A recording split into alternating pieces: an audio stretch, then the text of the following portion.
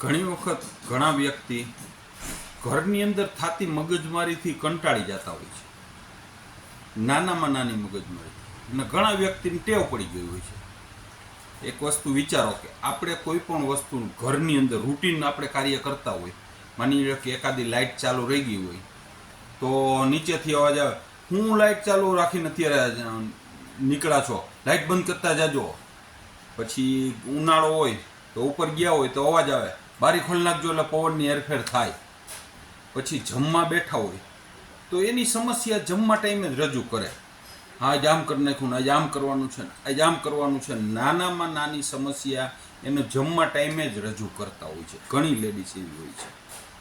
પછી ક્યાંય બહાર જવું હોય, આપણે એમ કંઈક મારે બહાર જવું છે તોય માથાકૂટ કરે, હું રખડું જ કરો છો, આમ કરો છો, તેમ કરો છો.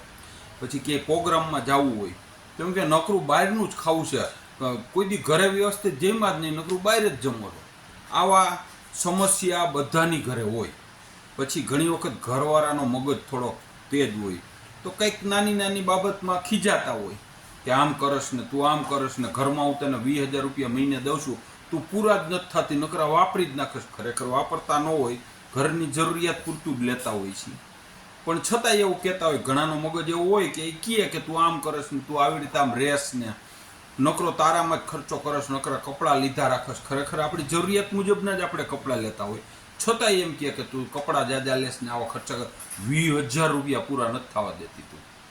આવા બધા જ ઘરની અંદર નાના નાના ઇસ્યુ હોય જ છે.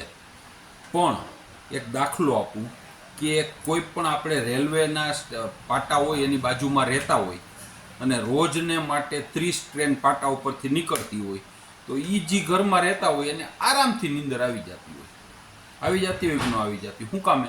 એને ટેવ પડી ગઈ હોય, એને સ્વીકારી લીધું કે અહીંથી 30 ટ્રેન નીકળવાની છે, આપણે કાંઈ ડિસ્ટર્બ થવાનું નથી, એકદમ શાંતિથી સૂઈ ગયા હોય. અને આપણે એ ઘરે ગયા હોય ને તો આપણને નીંદર ન આવે. એવી જ રીતે ઘરની અંદર જે પ્રોબ્લેમ છે ને એ સ્વીકારી લેવાના. ઘરવાળીનો મગજ ગમે એવો હોય કે એ બપોરે જો આપણે જમવા બેસીને એને રામાયણ ખોલે ને તો એ સ્વીકારી લેવાનું, પહેલેથી જ અપેક્ષા રાખવાની. એટલે આપણે સામેથી કહેવાનું, શું છે આજ બોલ પ્રોબ્લેમ, શું વાત કહેવાની છે. પછી ઘરવાળો કદાચ કંઈક ખારો થઈને કહે, તું તો નકળા કપડાં જ લે. હવે કપડાં જ લેવાના હોય ને, બીજું શું લેવાનું હોય? બધી જ વસ્તુ સ્વીકાર. આપણો ઘરવાળાનો મગજ તેજ છે, આપણો ઘરવાળો અનિયમિત છે તો એને સ્વીકાર લેવાનું, કારણ કે આખી જિંદગી એની અરે પસાર કરવાની છે. અને આપણી ઘરવાળી નાનામાં નાની વાતમાં ટક ટક કરે, કચકચ કરે, કંઈક યાદી આપે, બજારે જતા થેલી પકડાવી દે, થેલી ખાલી લઈને આવી તો રાડારાડી થાય, તમને એક વસ્તુ લઈ આવવાની કીધી હતી ને તમે કાંઈ લઈ આવતા નથી ને, કોઈ દી ઘરમાં ધ્યાન દેતા નથી, છોકરાઓમાં ધ્યાન દેતા નથી. આવા બધા ઇસ્યુ ઊભા કરે એ આપણે સ્વીકારી લેવાના. શું કામે?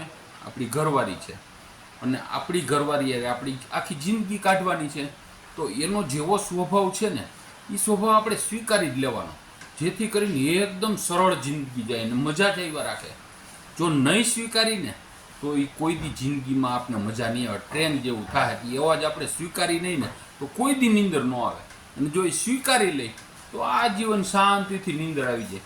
એમ આપણા ઘરવાળાનો કે ઘરવાળીનો જેવો મગજ હોય, જેવી રેણી કેણી હોય એ સ્વીકારી લેવાની, હસતા મોઢે સ્વીકારી લેવાની, અને અપેક્ષા જ રાખવાની કે હમણાં આમ કરવાની છે, હમણાં આમ કહેવાનું છે, જેથી કરીને આપણે કોઈ જાતનું ટેન્શન ન આવે, ઘરની અંદર કોઈ તકલીફ ન થાય અને મોજ જ આવ્યા રાખે.